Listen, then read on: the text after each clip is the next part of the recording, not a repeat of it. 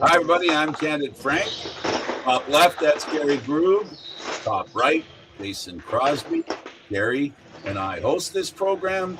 Mr. Jason Crosbie is a player and a coach, and we're going to dig into his brain and figure out everything he knows about lacrosse. And we're going to be really smart after this is done, Jason. Are you going to help me keep my word? I will try. Yes, very much That's so. I will good. try. That's good enough for I me. will do my best, like I always do. Gary already told me how smart you are, so I know we're good. So I know already how good we are. Well, thank And I you. really appreciate you doing this. Take the time to speak to our lacrosse fans about your perspective on lacrosse. I really appreciate it. No problem whatsoever. All right. So the first question we always ask, because it's the most important thing that you can ask, how did you pick up the stick?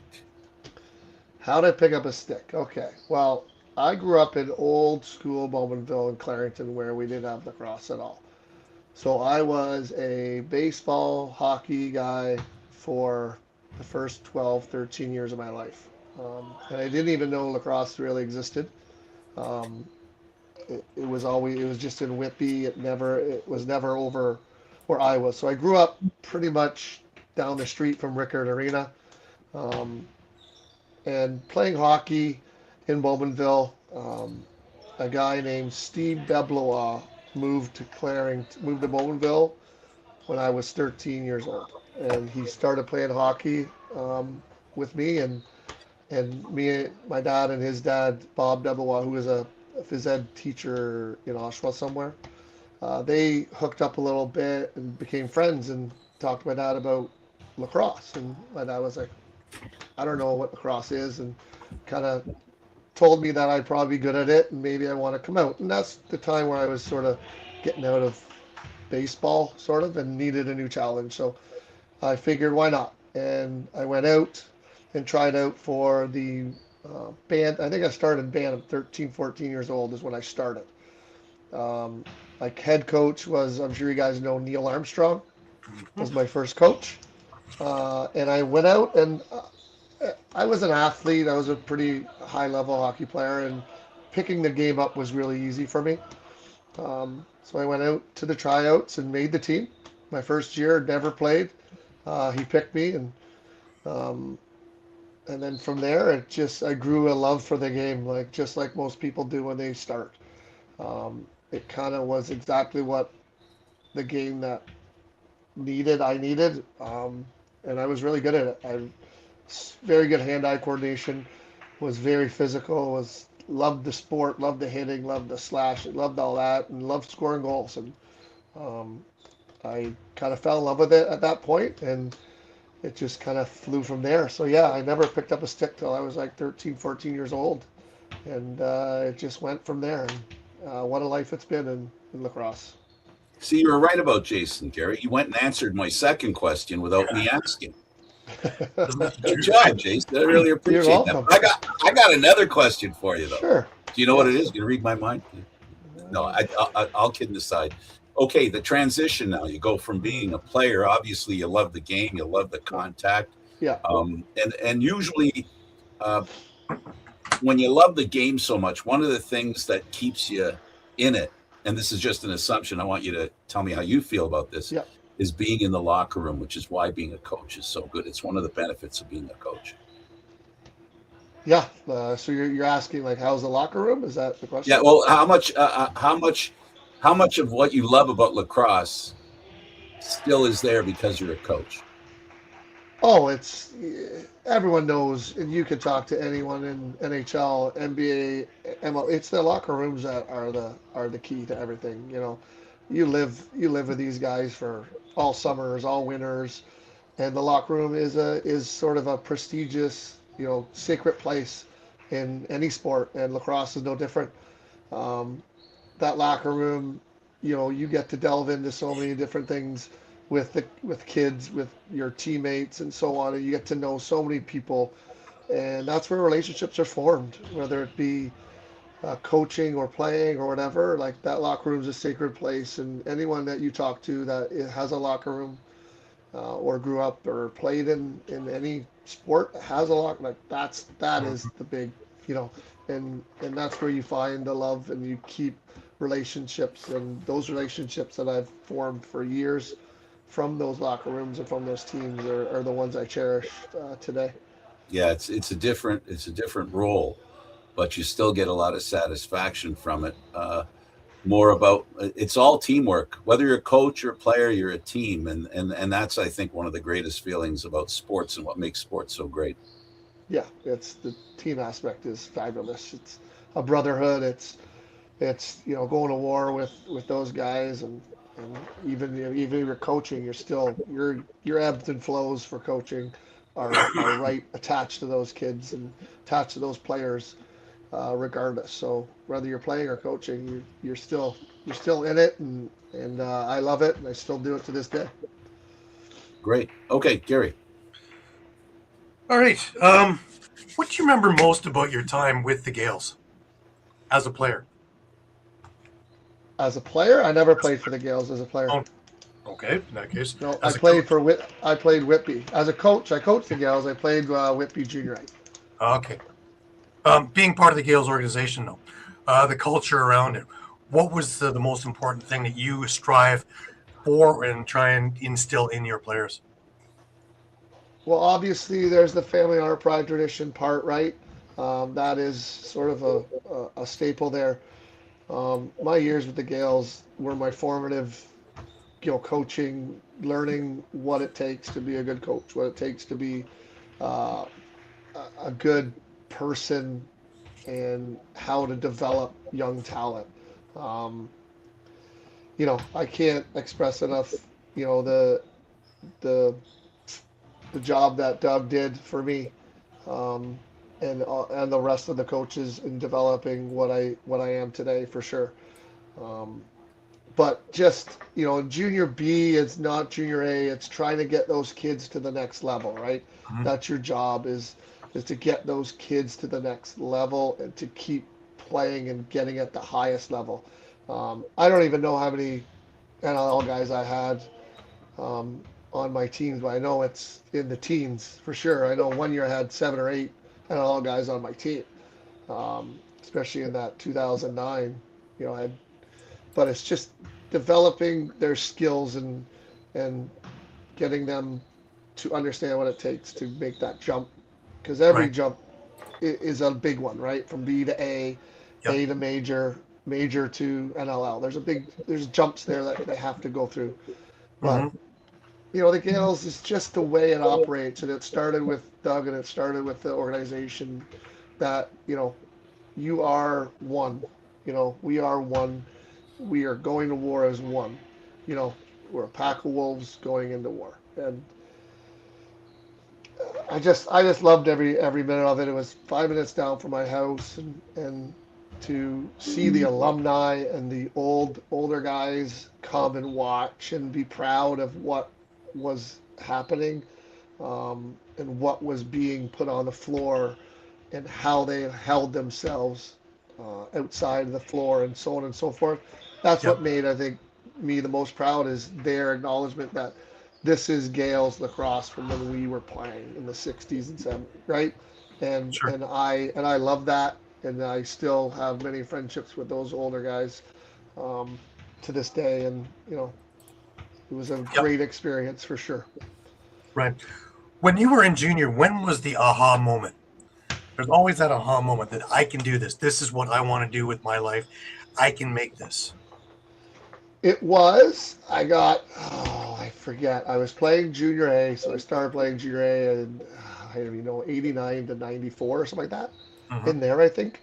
Um, it was the time where I had to go up. I don't remember exactly the year, but I got called up. So Pete Vipon came, and asked and said, "Jay, we're going to bring you up." I'm like, "Okay." And I think that was the year when Gary Gate was on the team and Derek Keenan, and we Hmm. beat.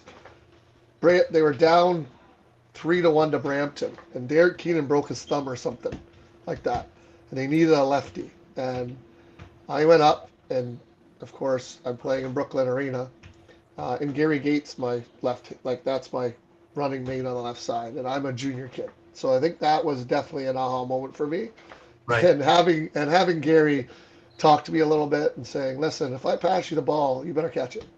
I was like, "Oh, okay. I bet Right. that's how I catch it." And I did, and I think I had 9 goals in the 4 games because they would just double Gary and leave me alone. They're like, Right. this kid's not gonna, right?" And that was when I kind of stepped into that. Okay, I could do this, and I could do this pretty well, and let's keep going. And they were down 3-1, and we came all the way back and beat Brampton 4-3. And then we had to go play Six Nations and got beat 4-0. But that's what they had. Brian Shanahan was on defense, and they had Miles General, and they had that big team, Tavares and all that. And that was a really aha moment too, like playing against those guys. Like, oh, okay, I got some work to do, but it was a really, great experience, and I think that was my aha moment for sure. Right. How different do you think the Ontario junior game is now compared to when you played in the late 80s, early 90s?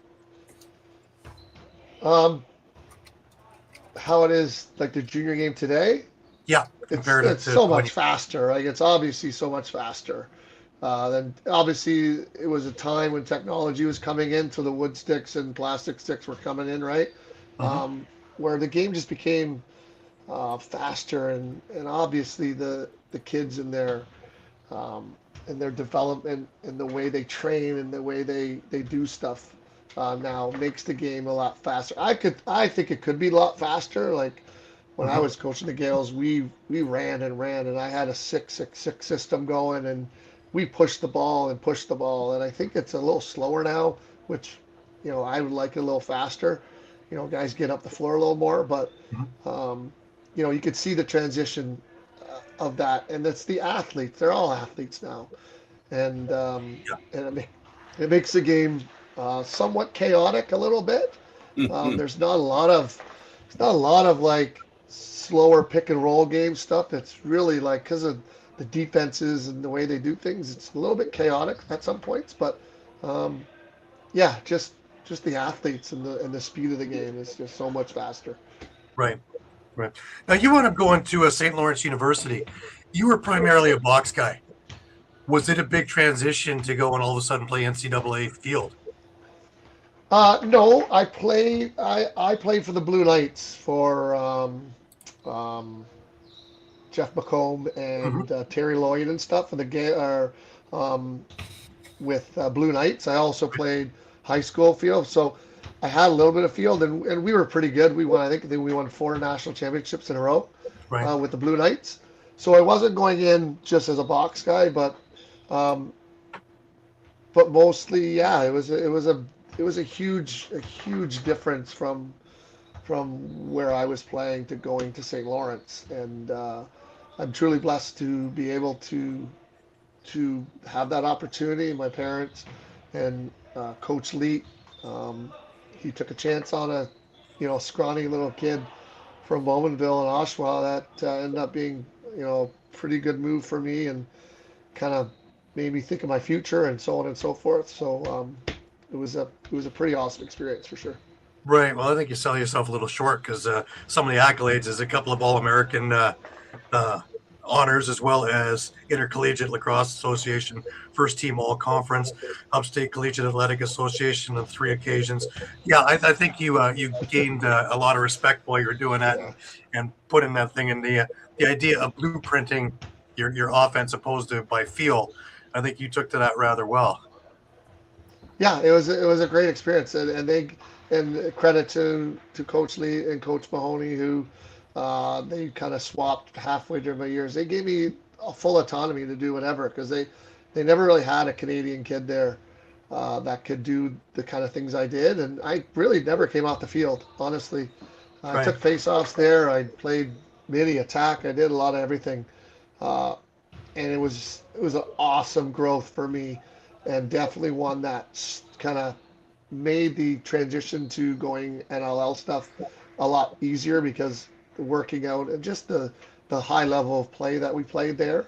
Um, was just phenomenal in my like I said, my growth and development Right. as a player there, and also intellectually too. Like I wasn't necessarily the smartest kid growing up, but I learned that the hard work you put into anything, you come out with what you put in. So I worked really hard at my studies there, and developed a kind of a keen sense of the game more, film more, and just became a better person intellectually there. Right. And it helped me for the next 20 years of my life for sure. Sure. Being there and learning from really smart professors and people in psychology and sociology of sport and so on and so forth of how people do things and why they do it and so on. So Right. St. Lawrence, I What can't, helped you? What helped you the most in being able to play field? Why do you think you were so good at it? just I was I'm very crafty around the net and very smart with the ball, and not a lot of turnovers, and I see the floor, I see things very before they, that whole adage that you see the play before it starts or before it goes. I'm very good at that. I can see a cut behind, and I just, again, I had a really good teammates around me there that made my life really easy. Like, field lacrosse, you're dodging, and there's a double or a slide, and then you gotta find the holes. I'm pretty good at finding holes in small spaces, and if you pass the ball in an area, I can catch it and throw it in the net pretty much, or I That can see someone going to the net and doing that. So Sure. all of that, and then obviously the smart people that were there that taught me some things within the game, really helped me further my career for sure. those tight spaces helped in the transition from field to NLL. Big time, because there's not a lot of space. Yeah, it's like Zero. There's not a lot of space. Well, it brings us to you getting drafted in '98 by the Ontario Raiders, and of course, that's the little known little thing with the Toronto Rock. You didn't make the team there, but it brings me to my favorite question: is your very first training camp, was it what you envisioned? With Toronto, Yeah. or with my signing my first contract, because that was pretty good. That story's pretty good too. Well, let's do Um, that. so again, I got drafted by them. My first training camp was an amazing experience. Yeah. I learned lots. Um, they had a really, really good team developed there. They had Colin on the left side. They had Gill on the left side. They had someone else. They had a pretty stacked lineup on the left side, Yeah. and their offense was pretty stacked either, right? So so that year I sat as a practice player and watched and developed, and then the next year they released me.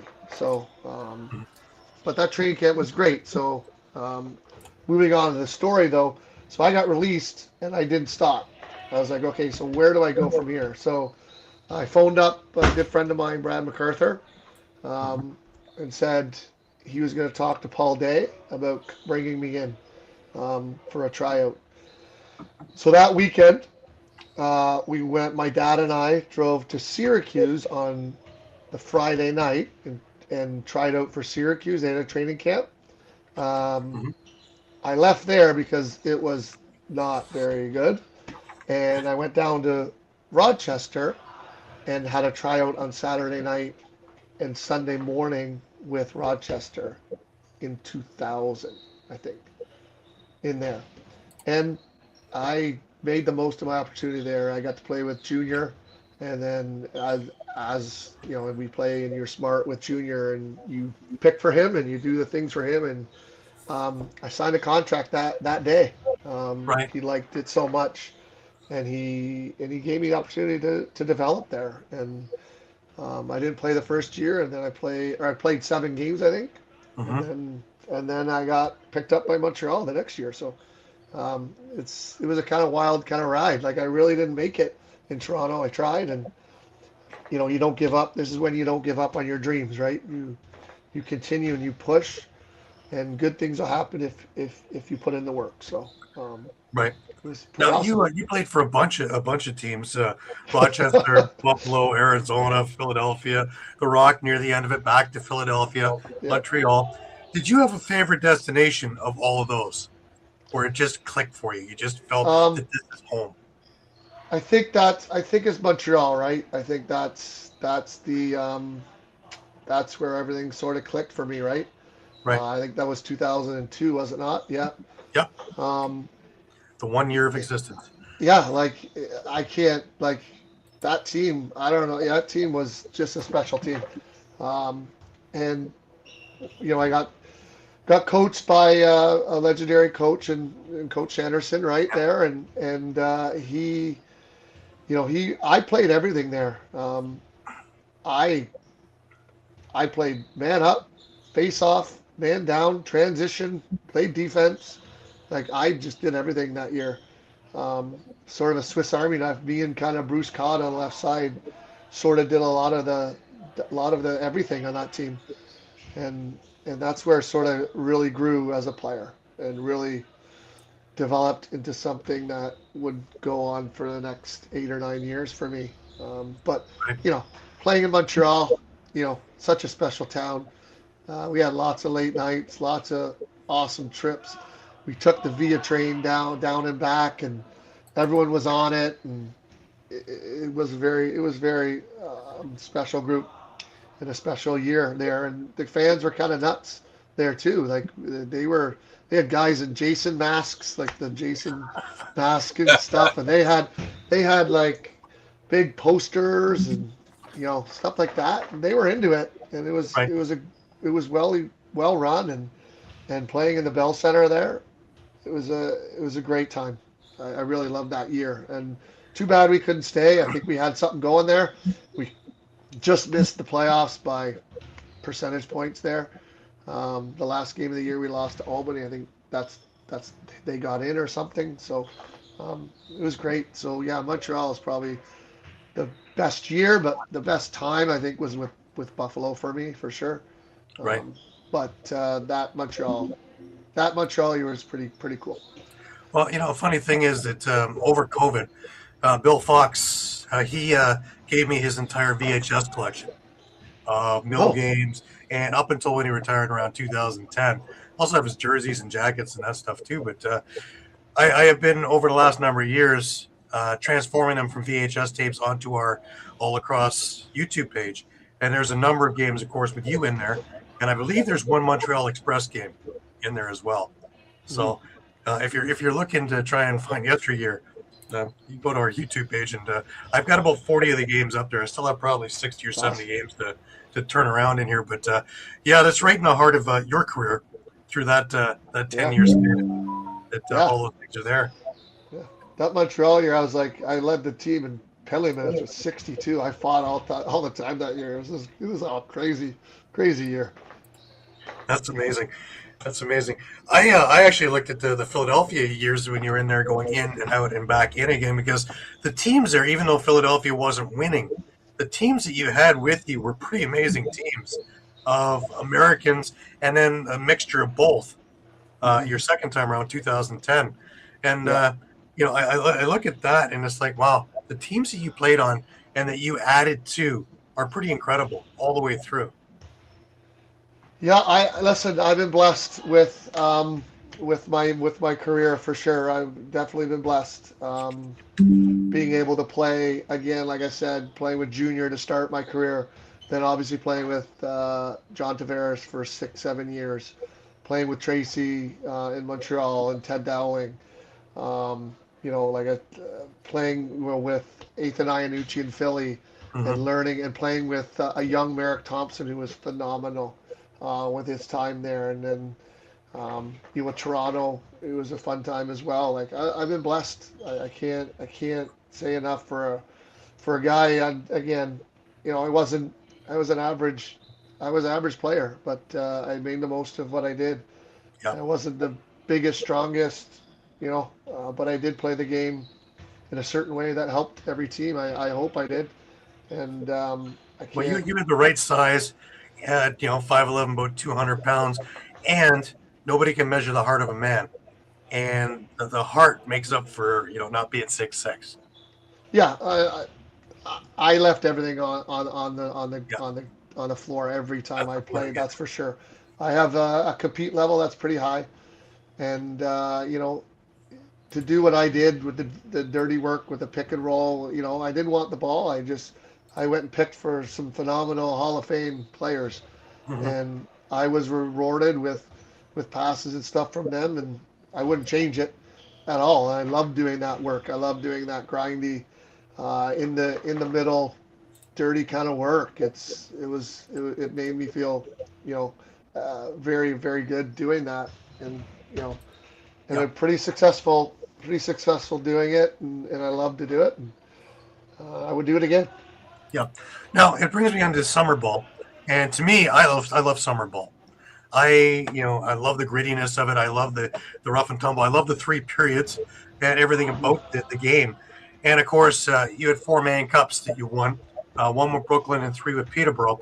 Let's talk about your summer career and some of the teams that you were on, because you were in the heyday of Brooklyn. First off, where they haven't been able to recapture that, but I think they're close now with Gavin, what he's doing. Mhm. Let's talk about getting in there and playing with Brooklyn first off in the I believe it's the 2000 Man Cup. Yeah, that was a pretty crazy time. That 2000 Man Cup, um, just the Man Cup was nuts. Um,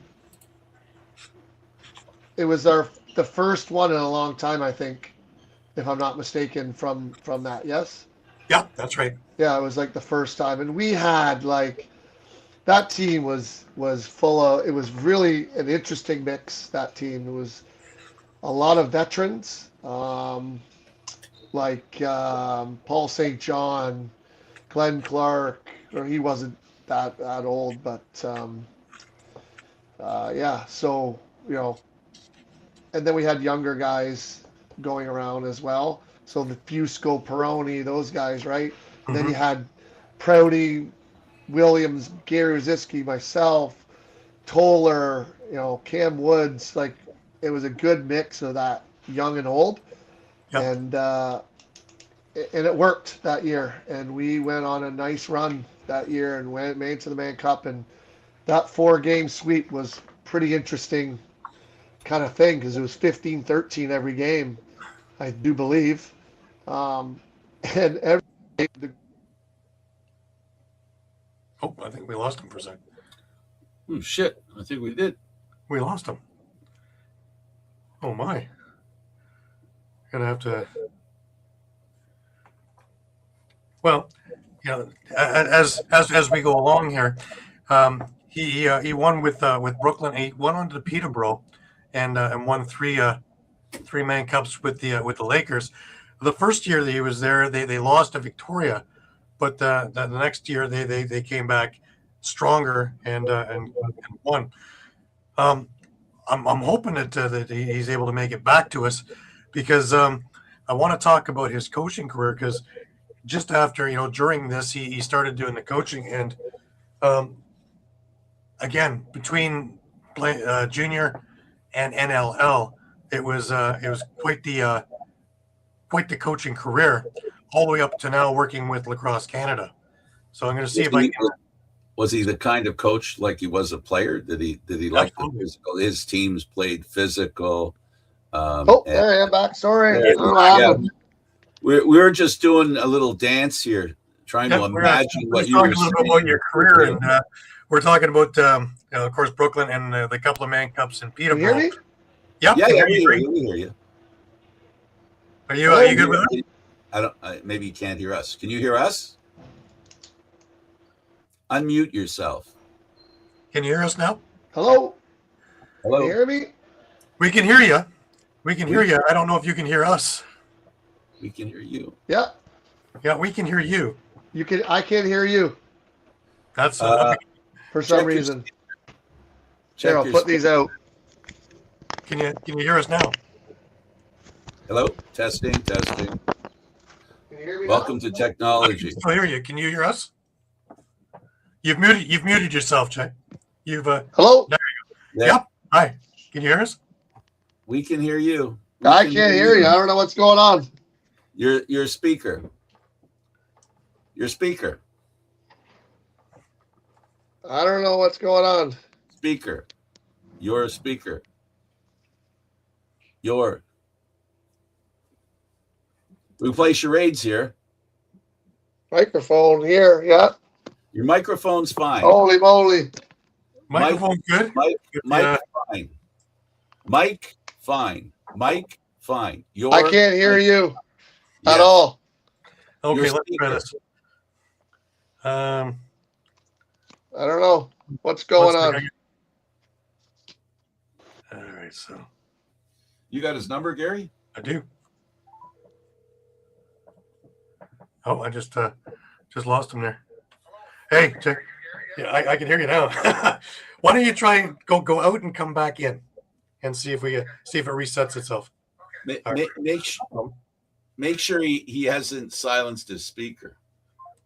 All right, so let's see when he comes back. We'll see.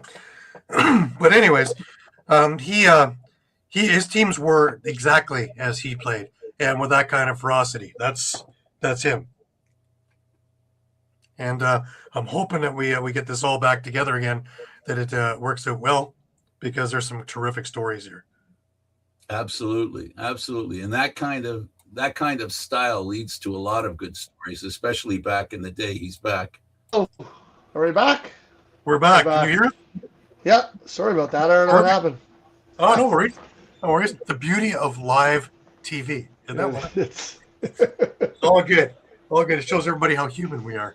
yes, very much so. Yeah. Absolutely technically inept all of us are. So That's yeah, okay. I can push enter like anybody else. Anyways, we're talking about you're playing with Brooklyn and winning that Man Cup and with that team. Yeah. It, like I said before, when we went off, it was Rob Blaisdell was one of the goalies, and so was Phil Weatherup. So Blazer started the first game and then got pulled, and then Phil went in, and then Phil started the second game, got pulled, and Blazer went in, and went back and forth for 3 games, and we won 15-13 each game that year, and then the fourth game we went out.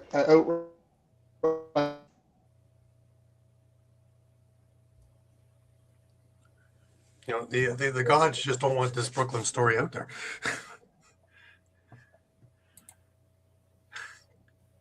It's just wild. Anyways, when we do get him back, we're gonna jump into the Peterborough stuff. But yeah, We're back in. We're back in. The gods don't want to in? hear about the Brooklyn story, so let's talk about Peterborough. Let's talk about you lost the You guys one. hear me again? No, Yeah, we can hear you clear. I can't hear you. That's the problem. That is a problem. Let's try again. They going out and coming in again. All right, I'm gonna do this again. We'll get it. We'll get it.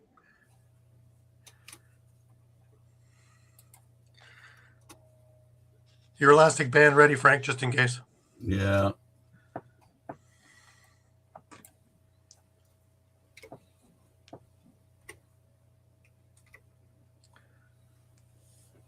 We'll make it work one way or the other. We always do. Absolutely. Yeah, so his style, here he is. We'll see if it works this time. Can you hear it this time? Yeah, so what happens is I'm on my phone, so people phone, and it Right. comes up, and then I lose you. I don't know. Your phone's hijacking the sound. Yeah, Yeah. it is, and then it's like people keep following me. So I'm sorry. I apologize. That's right. Put your phone on ignore. Yeah, it's just crazy. No, I don't know what else. Anyway. I don't know what else to tell you. I was telling Gary that my work computer doesn't. It's a school computer, right? So it doesn't allow me to get on stuff like this. It's blocked, right? And the firewall, I can't get on stuff like this. So Right. No worries. No worries. No worries. Anyways, let's move on to Peterborough. And right. you lose the first time 4-0 into the Shamrocks, and you come back a lot stronger, beating them, and then a couple more Man Cups with the Lakers. Oh yeah, those teams were unbelievable teams. I can't believe I was part of those teams and part of the amount of talent and just pure lacrosse people that were there. It was such an amazing ride, that Peterborough Man Cups in those years. Um, Again, truly blessed to be able to get there. I was traded there um, just after, I think, 2002 or three in there. So, um, I had a great time there. Again, Right.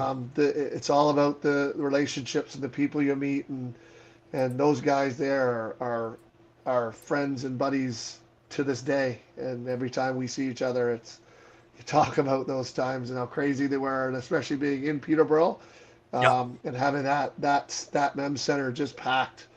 What an experience! Every game, all the time, treated well, um, and just again, that was probably the most fun I've had in lacrosse, for sure, in my lifetime, is those years in Peterborough. Right. And forever a hero in Peterborough, because that city just loves its Lakers, and the city comes to a screeching halt the day of a game. And I love being up there daytime and just watching everything just kind of, crescendo into nighttime game. Yeah, even the park, like the people that do the drive and doing the Mhm. parking, you high fiving them on the way in, Yep. and it's warm up. They're there. They're loud. They're on the glass, and you can see the young kids Hmm. watching, and again the older alumni watching as well from the press boxes and up there, and those are special teams. Those are special times, and being able to go to Man Cups consistently in those times, and even playing in those summer games, the 4 game series against Brampton, and those times, Hmm. and going out to Victoria, going out to Coquitlam, and having them come here playing New West, like such a special time in my life. And again, very grateful to be able to experience that, because a lot of players don't get to experience stuff like Yep. that, and I get to experience that kind of stuff, and again, truly blessed. And you, while this is all going on, you start developing your coaching and you're coaching with the Gales. And we touched on this at the beginning of the show a little bit, but really, some of the things you won a couple of Founders Cups, but the one that stands out, of course, is the season where you went 20-0. Um, nothing says we are there than a Yeah, perfect season. I think I went a couple years 20. I think I went 3 years 20-0. I do believe, if I'm That's not fantastic. That's mistaken. amazing. Or it's one. I know 120 and a couple 19-1s. But yeah, 20-0. Well, It's just to put it in perspective, you went 185, 30-5, um, being one of the top programs because of that.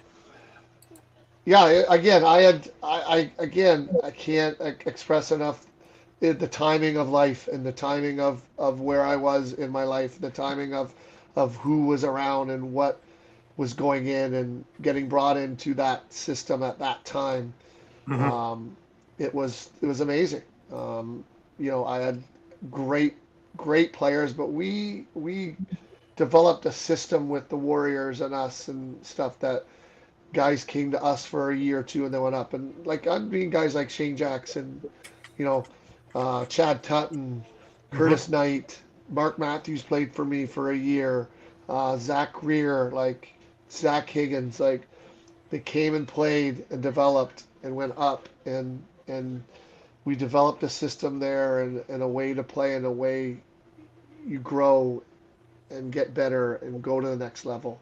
So, you know, they were they were well run. I think it started with Doug and the management and Peter Abentruk and those people, and it came down Hmm. to allowing us to do our job as well, though. So allowing us, to coach. Me and Doug had many and many of arguments, and many, many happy and times as well. But Doug let us do our job. We had sort of a, you worry about inside the boards and I'll worry about outside the boards, right? The management stuff. I didn't have to worry about Right. all that. And the GMing, I just coached, and I loved it. I still love it to this day. Um, but being able to hone my craft without anyone, or not any outside influences. And listen, I had some great people that helped me Right. on the bench and stuff. And it was a really special time, I think, in Right. those years, right? The Founders Cup years, the Minto years for the Warriors, it all sort of escalated, right? Yeah. In that wave in the early 2000s. Right. Now, of course, you being a character player, I've always said that character is what wins cups. You can have all the best players in the world. When it comes time to the grind and the push, it's always character teams that win. Yep. And I think that you put your stamp on your teams by your style of play is your style of coaching. Yeah, it's to me, it's character, it's compete, and it's IQ. If you have those three, you are pretty much unstoppable as a player. Right. Um, and there's always a hole to fill in one of those. Whether it's your being a character person, learning to be a professional, if it's your compete, learning how to compete at each level, and then the IQ of the game and the way you see the game. If you have all three of those, you're a special player, right? You're talking Right. about the Tavareses, the John Grants, the Gates, um, those guys, right? The Hall of Famers, the Jim Veltmans, like you're talking those guys, right? Yeah. And to get to that level, to that Mount Rushmore of those guys, you got to have a high level of all three of those. So your character, your compete, and your IQ that's pretty much the foundation to me as I'm picking players and looking at players from a coaching perspective. Which one of those is the easiest? Not that any are easy, but which one are you willing to work on more than the other? To work on in what way? Well, you said there's three things that Yeah, you have three parts of a player yeah, that they need to be like a Tavares, right? yeah, Which yes. one of those three is the easiest for you as a coach to help with? To help? Yeah, to make Um, if one of them was lacking, which one would you hope it would be? oh well, the compete is compete, right? You're either a compete guy or not. Like you want that loose ball or not. It's a simple, right? The Right. character piece I think is a piece where how you treat your teammates and how you communicate, right? I think it's the IQ is the hardest to get because that's what the difference between the good player, the great players and the average players, right? Is that IQ and seeing the game. So you're talking about who's the best player in today's game. You can talk Jeff Teat, right? You can talk Curtis Dixon. You can talk Ball right now. You can talk Cody Jamieson when he was younger, a little younger, right? It's the Yep. Yep. IQ. I think it's the IQ where those guys just see the game differently, and that's the biggest jump to get to that level is the A, IQ. I think. a lot of in sports, it's common knowledge, at least to me when I listen. It's common knowledge that when you draft a player, you're trying to draft talent, but you got to believe those other two. If they're not with them now, you can build it within them. Yeah, like that. Like that's why NFL and NHL guys have meetings before drafts, right? You're Yeah. looking at the character of the kid. Um, where does he come from? What does he do? How does he treat his parents? So on and Hmm. so forth.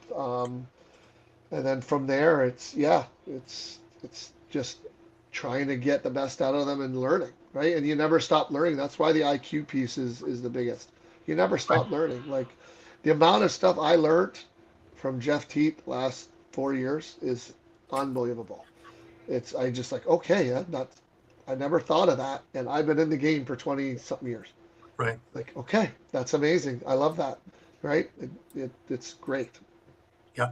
Now, how did it come about that you got back in to the NLL working with Ladouceur with originally the Riptide and then, of course, Ottawa? Um, it's just again, I finished playing in like 2011, I think, NLL, and then I was coaching and doing different stuff here and there, and I was with Brooklyn there for a while doing the head coaching job and all that, and me and Laddie go back way back to junior days in Right. Whitby. We also go back to our Man Cup in 2000, playing major together, and just knowing him as a person, and him and Jimmy sort of phoned me up and said, you know, would you like to do this? And of course, I had to ask my family, um, uh, you know, how or why or whether this was a good opportunity, and obviously it was a yes, and um, I got hooked up through them, and knowing Laddie and knowing Jimmy for a long time, playing against Jimmy for a long time. I played with Jimmy in Ajax Pickering one year, Mhm. so I got to know him personally that year. So again, relationships, right? Relationships, and this sport is a big sport, but it's a small sport as well. So um, when you're up in the higher echelon of the sport, you know a lot of people. So Right. and that's basically how it went. It was just a summer day in July. Really, I was sitting outside in the backyard, honestly. I got the Nice. call and just had a conversation. That's great. Now, of course, you work with Team Israel as well, and that, of course, your Brad MacArthur hookup. Talk Yeah. about building that program and working with that program because that's not your everyday program. Um, yeah. So that program I think would be one of my most satisfying programs for sure. Doing it with a very good friend of mine, Brad. Hmm. Um, we took that from nothing and made it into, a team that's fourth, fifth in the country, in the world at box lacrosse, and it was so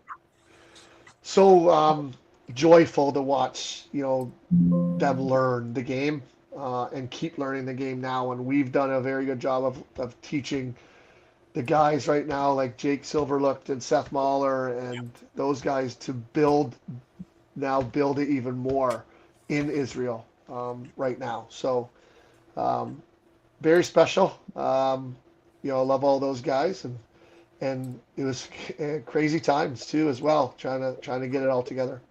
Right. Right. Now, I want to get a little bit of the State of Union out of you. And with Olympics down the road, just a Yeah. couple of years, sixes. First off, what's your thoughts on sixes? It's interesting. It's very interesting. I know that when you ask people, they either love it or they hate it. I don't know if there's anyone in between that says, "Well, it's okay." It's you either love it or you hate it. Yeah. I I love it. I like it. I like the back and forth kind of game. It's so fast. It's so yeah. There's lots of goals. Okay, there's lots of goals. Like it's like okay, so basketballs. There's lots of points too, right? Right. Um, it's just such a unique way to go about it. I feel for the goalies, obviously, right? Sure. Maybe a little smaller net, but they take a beating, those goalies. But just the game back and forth, you're again, it's Olympic sport. The Olympics are inclusion for everyone, right? So Mhm. you're trying to get as many countries involved, right? And you can make it as affordable as you can. And the Olympics are about grandiose kind of crazy stuff, right? Sometimes. So I like it. It's kind of fun to watch, and to My watch the best players in the world play it. mhm. It's pretty crazy. my only concern is if these guys have an exit strategy. It's one thing to have this great tournament for a couple of weeks where you have Mhm. 280, 300 countries watching. Yep. But if you don't have an exit strategy and what to do afterwards, 3 weeks down the road, oh, that was wonderful. And then we get on to life and we didn't Yep. move it. We didn't move the Yep. bar. We have an Yep. opportunity to get out of floor 3 or 4 and hit the penthouse. And I'm really hoping that between the Rabels and PLL and the NLL and Fruit, that they have some form of exit strategy that they can build, market it, that all Yep. these other countries want to jump in. Yeah, I know they're doing it at Team Canada. I'm on the Team Canada U15 head coach this year, so we're Hmm. doing a sixes event in Oshawa with the Haudenosaunee and Team USA. So it's starting in a young. They're starting to develop that part of the game, that sixes part. I know we did it last year as well. We did it with the Team USA and the U9. I know my son, who was on the U19 Team Canada team, he played Right. it, and it's being driven in a little bit in the younger ages right now. So how it does in the pros and the adults, again, I think you have a legit concern there that okay, so after it's done, are we continuing doing world championship? Are we continue doing something with it? It's just another different type of lacrosse that is not field or box. So Yeah, you do have concerns there. I do agree with you there. And Doug brought up an interesting point when we were in Prague talking, and it was that's going to be the thing that Lacrosse Canada and probably U.S. Boxing and the rest of it put their time and energy behind, and it will become the number one thing that everybody is doing, leaving the other sports, field and box, kind of off to the side. You get the same idea? Um, Where their energies yes is and no. uh, Yes and no. Again, I think it's up for debate. We'll see, right?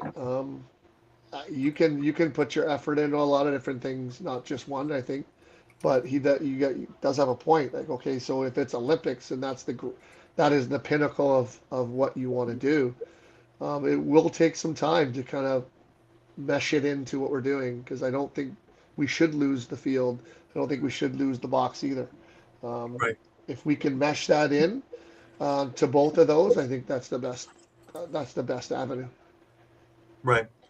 What excites you most about where lacrosse is headed? Excites me about what Yep. it's headed. Yeah. I think being able to play for a gold medal. I know I've talked to Jeff multiple times about Mm-hmm. he's like a gold medal's a gold medal. Like how many Yep. people in the world have gold medals, right? I think that's a Absolutely. big focus for lacrosse people in the world lacrosse. You get to hand out the first ever gold medal in that sport, right? And to have that is pretty special, right? So I think that's where it's at. Right. Well, with this, what do you think needs to happen for lacrosse truly to explode globally? That's a tough one. I think that'd take a lot of thinking on this one to ex- explode globally. Yeah. Um, Like we're this already will in help. African Like countries like and things. this will help for sure. But again, getting the sport out to the world, and it's always been one of the problems is getting it to places where they don't play it, right? And to keep it going, I think that's a lot of the good things. You can start it, but to keep it going year after year after year, I think that is the problem lacrosse has a little bit is it kind of fades sometimes, Yeah. um, We because get that point here. yeah, because Yeah. there's no one, there's only so many people that have the ability to do it because it again, we all know lacrosse is not a money making operation, so you got to put time and effort into it, then you got to love it to do it enough to not get rich off it and just do it because you love it. I think Yeah. that's where a lot of lacrosse comes to a halt. Is that certain people do it enough, and then who's going to take it after that, Totally agree. I right? guess if I were to put a slant on what you're saying, essentially, it's the Olympics is an opportunity. With that opportunity comes a responsibility. The Yes. responsibility is for the people that are in lacrosse to take advantage of the people's whose interest all of a sudden explodes because all of a sudden they see this new sport. Gary and I always talk to all our guests about this. This is where we always end up, Gary, where lacrosse has to be ready for Yeah. the speed bump of people that are going to show up in that moment. And can lacrosse take advantage of that new interest that comes because of the Olympics? I couldn't agree with you more. Couldn't agree with you more. And I Right. think it's starting with the national team development program and going from there. I think we're starting to kind of get that involved in their brains right now and to keep it going. We got a number of people talking about, tradition and we have to keep this and the other. What needs to evolve for it to really grab hold and move forward? Because, it's one thing we can always teach tradition once we get the ice, Mhm. but evolution is how we're going to move this thing forward, I think. Yeah, I guess again. I've always heard this that once the cross gets in you, it never gets out of you, right? So it's just trying. It's Exactly right. trying to get that evolution of trying to get these countries and people around the world to see it, experience it, and then that love of it gets in you and it never leaves, right? So I think Yeah. that's kind of what you have to. I think that's an answer that a lot of people say, right? But it's the execution of that is the hardest part. It's That's what that's we've learned that internationally because of the interest that gets heightened. And there's two negatives that happen, in my opinion, that what I've learned from talking to folks like you and other lacrosse experts, that the challenge is, if you go to a new community, do they have a place, a venue to play? And then the one that really surprises people is access to equipment. We talk about that with the ladies as well, ensuring that they have the equipment to further their interest in the game of lacrosse. And that happens in new countries as well. That's along with the Olympics. You can hold that one in hand with the Olympics. It's about equipment also, getting a hold of it. And there's a lot of people, we've interviewed them here, Gary, friends of yours and acquaintances that spend a lot of effort, and I think even money and time, to try and make sure that anybody who wants to play the game has the equipment to do so, because that's another challenge. The venues, the equipment. Once you get interested, this is the main challenge that lacrosse has in growing, is being prepared for interest when it shows up. You talked about it, and almost everybody that we talk to, the interest in the game is sparked. What gets you in the game is the opportunity to actually exercise, even at the minimum of having a stick and bouncing it off a wall. Mm-hmm. So it's all about taking advantage of the interest that's out there. Couldn't agree with you more, sir. Couldn't agree with you more. How do you want the game, and how do you want all of us to remember you as a player and as a coach? Oh, geez. It's a tough one to kind of talk about yourself, but just that I was a good teammate, and I would do anything for anyone of my team. I played the game right. I played the game hard. I was an intelligent player that used what limited skill and size and stuff that I had to get the best out of everything I had. And as a coach, just that I was there for whatever they needed, and to see the kids that went through my programs, that I gave it everything that I could for them, and anything they needed, I tried to solve for them. But it's just, I don't really think of it that way. I just, again, was blessed and grateful to do what I did, and hopefully some of it rubbed off on some people, and it was a very positive experience is what we're trying to get at here. Absolutely. I really want to thank you for letting us pick your brain and bringing up some of the older stories and some of the newer ones as well, and seeing all the stuff you're doing, especially now even with Lacrosse Canada, and help building what I think is going to be a great ramp up over the next number of years to really get this game, first and foremost, to be that number 4 that we could be talking about. And I think we really have the right people in the right spots now that we can really grow. Agreed. And I want to thank you guys for having me on. This has been a great experience. I love talking lacrosse anytime. It's fun. Well, Gary was right. We talked to the right guy. Another addition to our education in the game of lacrosse. And I think the one thing we didn't talk, I'm disappointed that we didn't get a chance to talk, for you to show us how to hold a stick when you cross-check a guy. I'm really disappointed we didn't get to that point. We'll have to save that for the next show. Yeah, save that for the next time. Yeah. Thanks for doing this, Jason. Thank you guys very much. I appreciate it. And to talk to you about the game. It's just a great thing. All right. He's Gary Groob. I'm Candid Frank, and that's Jason Crosbie. And we really appreciate you being here. And for those of you that love this show, it'll be back again on Thursday at 4:00. And for those of you that have never picked up a lacrosse stick, shame on you.